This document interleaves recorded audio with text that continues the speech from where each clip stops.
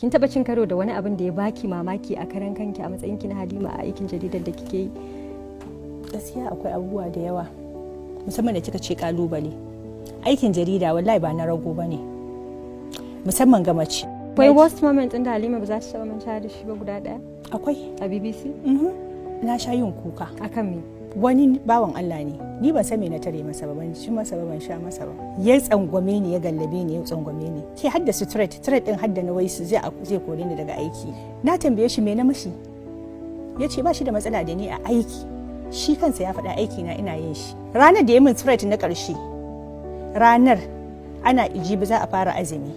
Na dinga gaya wa Allah, na ce Allah kakka ba kowa ikon wulakanta ni. Wallahi me aka yi azumi?